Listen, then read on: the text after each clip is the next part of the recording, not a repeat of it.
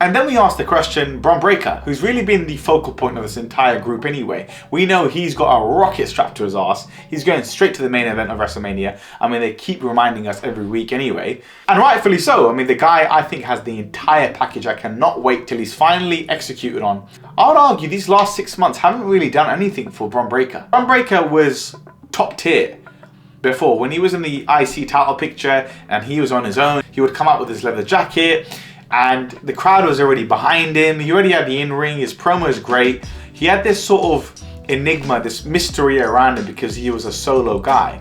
And although being part of a faction could really skyrocket anybody, just ask Randy Orton and Batista from Evolution 20 plus years ago, there was the association people were making. I think what would work here is Bron Breakker's position as like Batista, where he's in the group. So he's in Vision, aka Evolution, for an extended period of time, maybe a year or two, at least a year. And then he has a program with Seth Rollins, who would of course be the heel at the time, just like Triple H was. And we would be putting Bron Breakker over like it's no man's business. That would have worked. We had a lot more time left in the oven. But really, Bron Breakker, all he's done is come out and he's been like a heavy. I know Bronson Reed's really the heavy in the group, but Bron Breakker hasn't really done anything in the Division.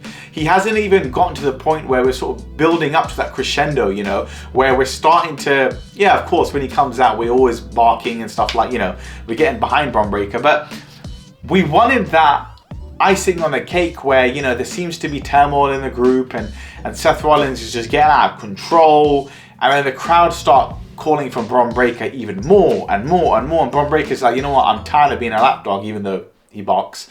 But then he slowly starts breaking out of Seth Rollins' shadow, and that's when Seth Rollins' old ego, because, you know, we saw most recently in his promo saying, I don't need the Vision, aka the Vision needs me. I'm doing this in the name of the future, but really, he's really kind of self-centered. So I really think there was just so much more left in the tank, and if Seth Rollins is even injured, I would argue, depending on the severity, of course, of his shoulder, if it is legit, we could have kept him on the screen. We could have kept him as that conniving heel who just doesn't give up his championship. Screw it, let's be different.